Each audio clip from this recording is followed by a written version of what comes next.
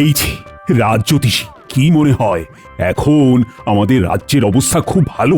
এমনিতে তো খারাপ কিছু দেখতে পাচ্ছি না, তবে তবে বলে থামলে কেন? এই যে কথা বলতে গিয়ে অর্ধেক কথা খেয়ে নাও, এটা কিন্তু একদম ভালো নয়। তবেটা কি? তবেটা হলো একটা ঝড় কিছুদিনের জন্য এই কৃষ্ণনগরে আছড়ে পড়তে চলেছে। ওই ঝড় কেটে গেলে আবার ঝকঝকে আকাশ দেখা যাবে। আগে বলো ঝড়ের গতি প্রকৃতি। আচ্ছা, মন্ত্রী এখনো আসেনি কেন? মন্ত্রী কোথায়?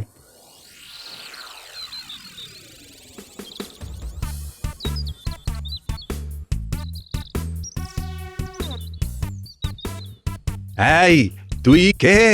মানে আমি যেই হই, কিন্তু আমাকে তুই তুকারি করছেন কেন? আমার সাথে গলা উঁচিয়ে কথা জানিস আমি তোকে কি করতে পারি? আমার সাথে একটু ভেবে চিনতে কথা বল, বুঝলি? আমি তোর মুখ দেখে বলে দিচ্ছি তুই কে আর তোর মনের মধ্যে কি আছে। আমার মনের খবর জানতে পেরে গেছেন? বাবা, ভাবা যায় না। তুই তো এই রাজ্যের মন্ত্রী, একটা ভাঁড়ের বুদ্ধির কাছে হেরে যাস? এই রে, এটা তো সত্যি বলছে। তার মানে এই বৃদ্ধর ক্ষমতা আছে। ক্ষমতা আছে মানে আমি অনেক কিছু জানি। আমি মন্ত্র পড়ে আগুন জ্বালিয়ে পুড়িয়ে দিতে পারি। শান্ত নদীতে বান আনতে পারি। আপনি আমার কাছে কি চান? আমি এই গোটা দেশের রাজা হতে চাই, তুই আমাকে সাহায্য করবি। আমাকে আমাকে একটু ভাবতে দিন। তুই ভাববি? আচ্ছা ভাব। তোকে ভাববার জন্য আমি আজকের দিনটা সময় দিলাম। কাল আমাকে জানাবি তুই কি করতে চাস। যদি আমার কথায় রাজি হোস তো তবে ঠিক আছে, আর যদি রাজি না হোস তবে আমি তোর বাড়ি মন্ত্র পড়ে জ্বালিয়ে দেব।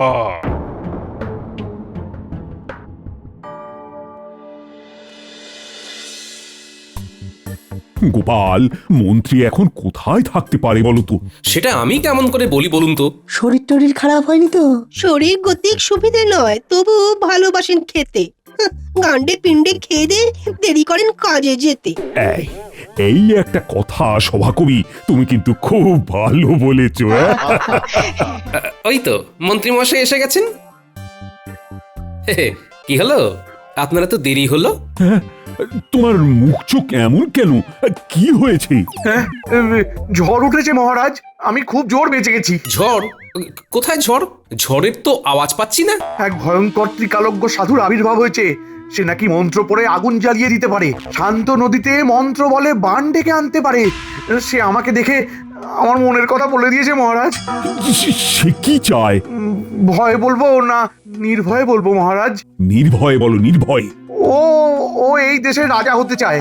আমাকে আমাকে একদিনের সময় দিয়েছে। কিসের সময়? বলেছে ওকে সাহায্য করতে। সাহায্য না করলে ও আমার ঘর বাড়ি সব জ্বালিয়ে দেবে। কি বিপদ এলো গোপাল! এখন তাহলে আমাদের কি করা উচিত? ওই বৃদ্ধকে অনতি বিলম্বে এই রাজ্য থেকে তাড়াতে হবে। সেটা কি করে সম্ভব গোপাল? আমাকে একটু ভাবতে দিতে হবে। আমাকে দেখতে হবে ওই বৃদ্ধর সত্যি মন্ত্র শক্তি আছে না পুরোটাই ভাঁওতা। মহারাজ, আমি বলেছিলাম একটা ঝড় আসছে, দেখলেন তো ঝড় এসে গেছে। এই ঝড় কি আমাকে উড়িয়ে নিয়ে যাবে? মহারাজ, গোপাল থাকতে আপনার কেউ কেশাগ্র স্পর্শ করতে পারবে না।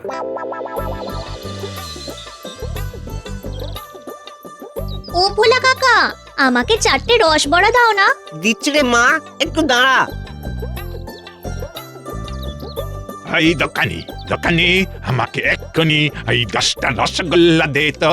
ওরকম ভাবে তাড়াতাড়ি করলে হবে না, হ্যাঁ একটু সময় দিতে হবে। কি? একটা বুড়ো মানুষকে অপমান! জানিস আমি তোকে কি করতে পারি? দেখছো না এখানে ওই কচি বাচ্চারা দাঁড়িয়ে আছে, আগে ওদের দেবো তারপর তোমাকে দেবো। নিতে হলে দাঁড়াও, নইলে যাও ভাগো। যেন একেবারে ঘোড়ায় জিন পড়িয়ে এসেছে। তবে রে, আমার মতো জ্ঞানী পুরুষকে অপমান! নে, তোর দোকানকে আমি পুড়িয়ে দিলাম। যা যা, দোকান তুই পুড়ে যা।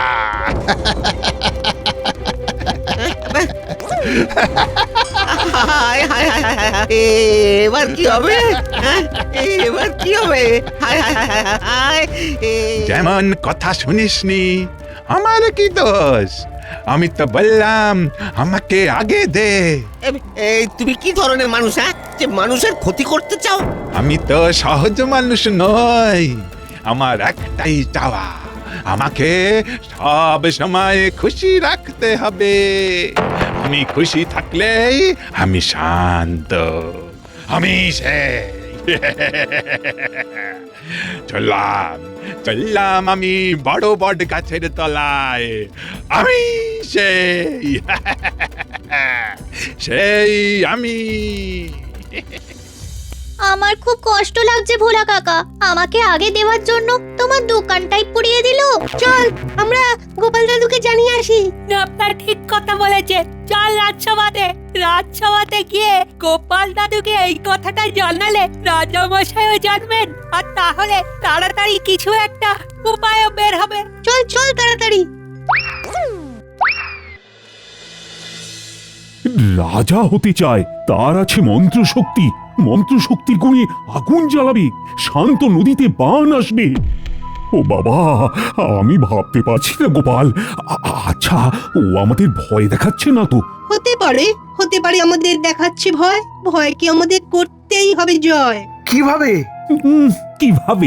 মন্ত্রী কি সভাকবি যে সভাকবিকে জিজ্ঞেস করছো? নিজের বুদ্ধি নেই? নিজের বুদ্ধিটাকে কোথায় বন্ধক দিয়েছো শুনি? এই জন্য মহারাজের জন্য কিছু করতে নেই। আমি ভেবে নিয়েছি, আমি ওই বৃদ্ধকেই সমর্থন করব। হ্যাঁ। কি মন্ত্রী, মগজে কিছু এলো? আগে না, আমি ভাবছি। মহারাজ, আমাদের প্রথম কাজ হলো বৃদ্ধর ক্ষমতা সম্পর্কে জানা। এক্ষুনি যদি কোনোভাবে জানতে পারতাম যে ওই বৃদ্ধের সত্যি ক্ষমতা আছে, তাহলে অন্যরকম ভাবা যেত। মহারাজ, এই বাচ্চাগুলো আপনাকে কিছু বলতে চায়। হ্যাঁ রে, বল বল বল, তোরা কি বলতে চাস? মহারাজ, একটা বুড়ো ভোলা কাকার মিষ্টির দোকান মন্ত্র পড়ে পুড়িয়ে দিয়েছে। তার মানে এও কি সম্ভব? হ্যাঁ বিজ্ঞানী দাদু, আমরা নিজের চোখে দেখেছি। ওই বুড়োটা বলো, হো ফা যা, দোকান পুড়ে যা। ব্যাস, সাথে সাথে পুড়ে গেল। কেন দোকানটাকে পুড়িয়ে দিল? ভোলা কি কিছু বলেছিল? না গো গোপাল দাদু, পুটি একটা জিনিস চেয়েছিল, ঠিক তখনই ওই বুড়োটা এসে ভোলা কাকুর কাছে রসগোল্লা চায়। তখন ভোলা কাকা বলে আগে আমাকে দেবে, তারপর ওনাকে দেবে। সেই শুনে বুড়োটা খুব রেগে যায়। তখন ওই মন্ত্রটা বলে আর দোকানে আগুন লেগে যায়। গোপাল, এসব শুনে তো আমার হাত পা ঠান্ডা হয়ে যাচ্ছে। মহারাজ, ভোলা ময়রার দোকানটা আবার গড়ে দিতে হবে। কি করে এই বৃদ্ধকে কৃষ্ণনগর থেকে তাড়ানো যায় সেটা ভাবছি। মহারাজ, একটা বুদ্ধি মাথায় এসেছে। কি বুদ্ধি গোপাল?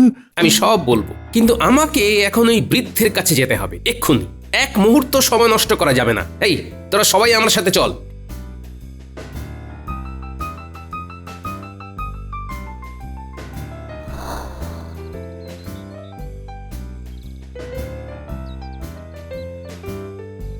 কই গো গিন্নি, তাড়াতাড়ি এসো। কি গো, কি হলো? এত হাঁকডাক করছো কেন? এক্ষুনি আমাকে একটা থালায় চাল, আলু, ফল সাজিয়ে দাও। এগুলো নিয়ে কোথায় যাবে শুনি? একজন খুব বড় বাবা এসেছেন, তার কাছে যাব। তুমি তো এসবে বিশ্বাস করতে না গো। আরে বাবা, করছি কি আর সাধে, দায়ে পড়ে করতে হচ্ছে। দাও দাও দাও। কি হয়েছে সেটা তো বলো। আরে গল্প করার অনেক সময় পাবো, এখন আমাকে যেতে দাও, নইলে আর কোথায় কি করে দেবে, কার ঘরে আগুন লাগিয়ে দেবে, কিচ্ছু বুঝতে পারছি না। ওরে বাবা, এই রকম মানুষের কাছে তোমাকে পাঠাবো, তুমি ভাবলে কি করে? ওরে বাবা, আমার কিছু হবে না গিন্নি, বরং আমার উপর উনি খুব খুশি হবেন। আমি তো ওনাকে শান্ত করতেই যাচ্ছি। শোন, তোরা কি দেখেছিস সব ভালো করে তোদের দিদিমাকে বল, আমি ততক্ষণে কাজটা করে আসি। ঠিক আছে। ঠিক আছে, তুমি একটু দাঁড়াও, আমি নতুন থালায় চাল, ডাল, আনাজ, ফল, মিষ্টি সাজিয়ে নিয়ে আনছি। হ্যাঁ।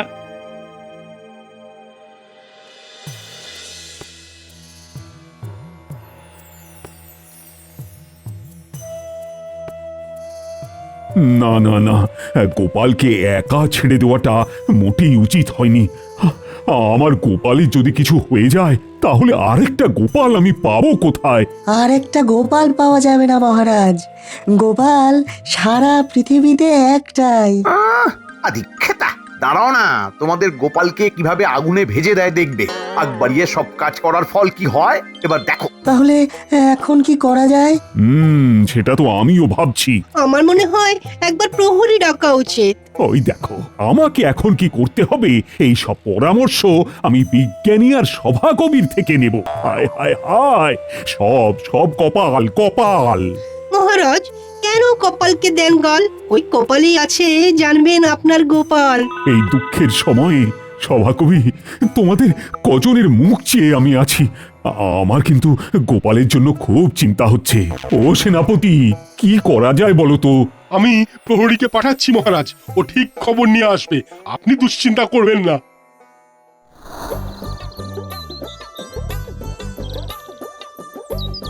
এবার তোমার হচ্ছে, তোমার দর্পচূন্য করছি আমি।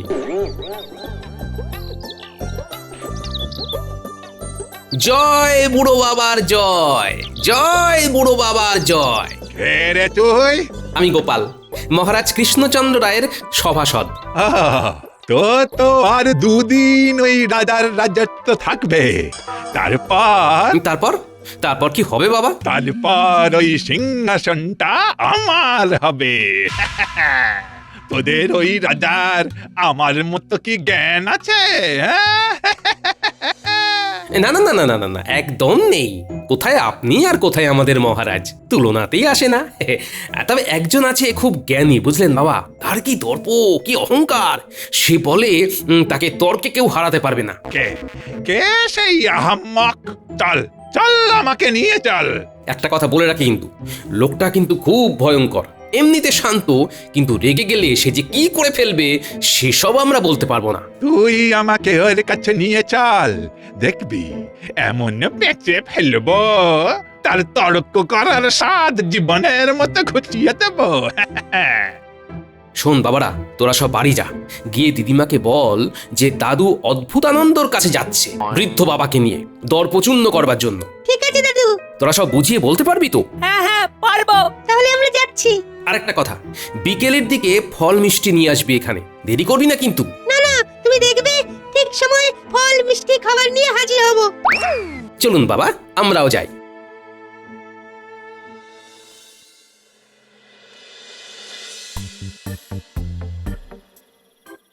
এই, আরে কত দূরে যাব? আমরা ওই বনের দিকে যাব বাবা।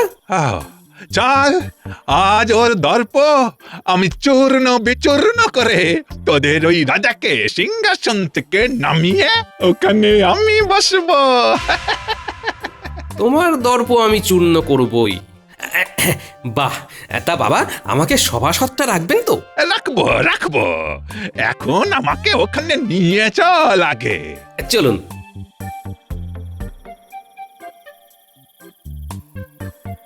বাবা এবার আমাকে যেতে হবে, এর বেশি আমার আর যাবার উপায় নেই। সে কি রে? তাহলে তাহলে আমি তাকে কোথায় খুঁজবো? বনের মধ্যে এক জায়গায় পঞ্চবটী বৃক্ষ আছে, ওইখানে ওই সব জানতা লোকটা থাকে, আপনি এগিয়ে যান। ঠিক আছে ঠিক আছে, তাহলে আমি গিয়ে তোদের ওই সব জনতাকে পরাস্ত করেই ফিরে আসছি। তুই ওই বট গাছের তলায় অপেক্ষা করবি, কেমন? যথা আজ্ঞা বাবা, যাও এখন সারাদিন ধরে পঞ্চবটী বৃক্ষ খোঁজো।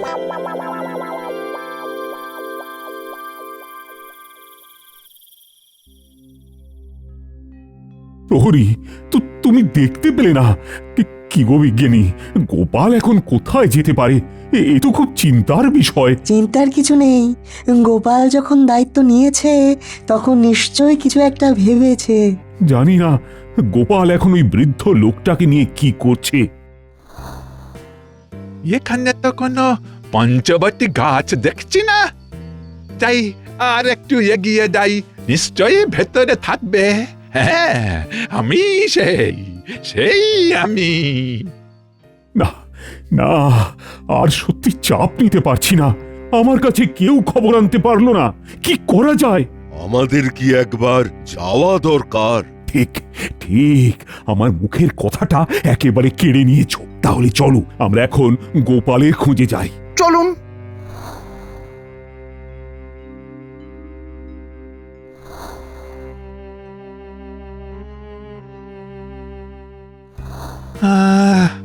সকাল থেকে তো সন্ধে হতে চললো, কোথায় সেই পঞ্চবটী বৃক্ষ?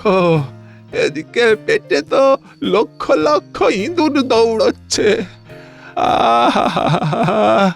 গোপাল কিছু খাবার নিয়ে এসেছিল, কিন্তু ওগুলো তো ওখানে রেখেই চলে এলাম।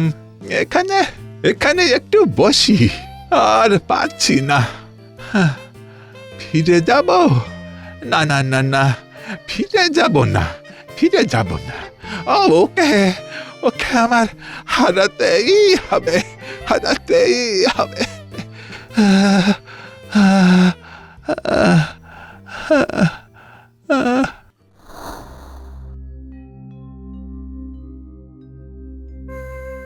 ও গোপাল, তুমি এখানে দাঁড়িয়ে, কিন্তু সেই রাগী বৃদ্ধ কোথায়? ওরে বাবা, আপনারা সবাই এখানে? ইয়ে দেখো গোপাল, কি আর বলবো বলো, তুমি হলে আমাদের সাগর আর আমরা হলাম মাছ। সাগরকে খুঁজে না পেলে মাছেদের অবস্থা কি হয় সেটা তো জানো গোপাল।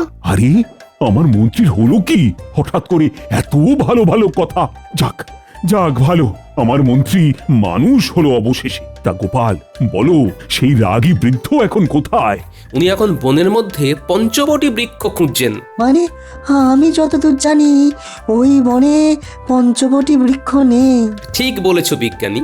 আমলকি, বট, বেল, অশোক আর অশ্বত্থ, এই 5টি গাছকে একসাথে থাকতে হবে। বাবা গোপাল, এই প্রথম তোমার কাছে পঞ্চবটী বৃক্ষ কি সেটা জানতে পারলাম। এবার আমাকে ছদ্মবেশ ধরতে হবে। শুধু ন্যাপলা উল্টেদের জন্য অপেক্ষা করছি মহারাজ।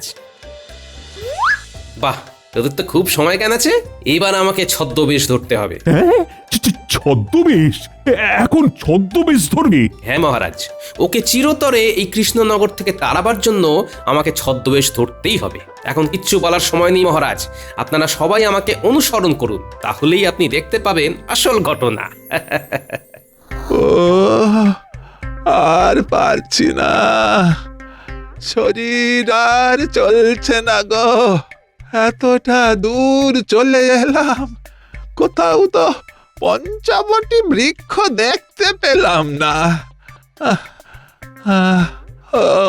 ওই তো একজন কে যেন আসছে দেখছি। ওর কাছে কি একটু খাবার জল পাবো? আরে, বৃদ্ধ বাবা তো দেখছি ক্লান্ত হয়ে গেছে। আমি যা ছদ্মবেশ ধরেছি তাতে আমাকে চিনতে পারবে না, শুধু গলাটাকে একটু পরিবর্তন করতে হবে। ও মশাই, মশাই, আমাকে একটু খাওয়ার জল দেবেন? আপনি কে বৃদ্ধ? কি বলি, ভাবি রাজা বললে তো পুরো বিষয়টাই আবার ঘেঁটে যাবে। আমি একজন পথিক, মানে একজন সাধারণ পথিক। আপনার আপনার পোশাক, আপনার চেহারা বলছে আপনি একজন সন্ন্যাসী, কিন্তু মুখে সন্ন্যাসী সুলভ স্নিগ্ধতাটা নেই। সন্ন্যাসী তো পথিক নয়, পথিক কেবল দুজন, একজন সূর্য আর একজন চন্দ্র। এরা কখনো থামতে জানে না, সর্বদা চলাই তার ধর্ম। ওরে বাবা, এ তো দেখছি অল্প বিস্তর জ্ঞান আছে। কি বলি, আমি আমি অতিথি। তুমি আমাকে অতিথি রূপেই একটু জল দাও বাবা। সংসারে অতিথি মাত্র দুজন, এক অর্থ আর এক যৌবন, যারা আসে আবার চলে যায়। ওরে বাবা, এ তো খুব জ্ঞানী একজন লোক দেখছি। আচ্ছা, এই নিয়ে আবার তিনি নন তো? না না না না না, এইরকম চেহারা নিয়ে না না না, একজন সাধারণ মানুষই হবেন। এদিকে তো পেটে আগুন জ্বলছে, তেষ্টায় ছাতি ফেটে যাচ্ছে।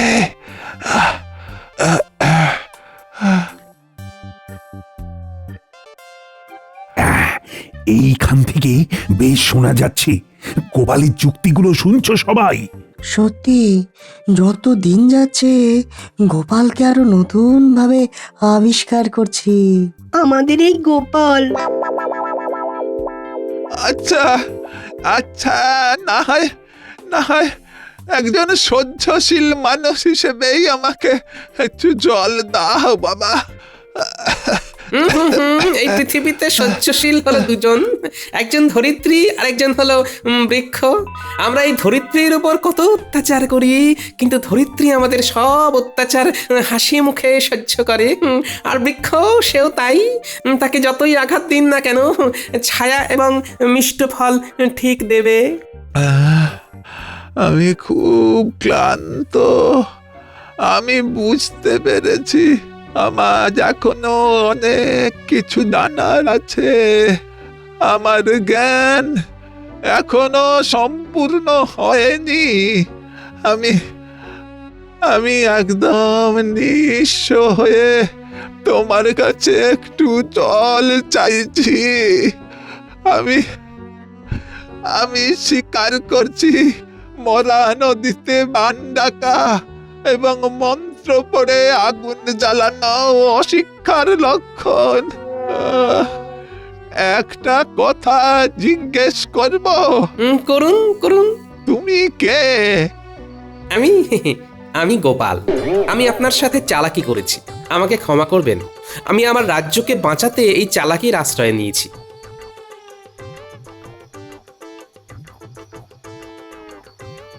এই নিন বাবা, ফল আর ঠান্ডা জল।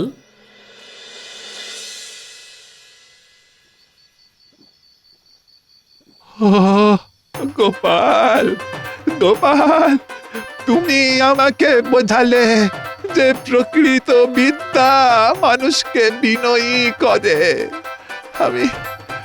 আমি এই রাজ্য ছেড়ে চলে যাব বাবা। আমি এই রাজ্য ছেড়ে চলে যাব।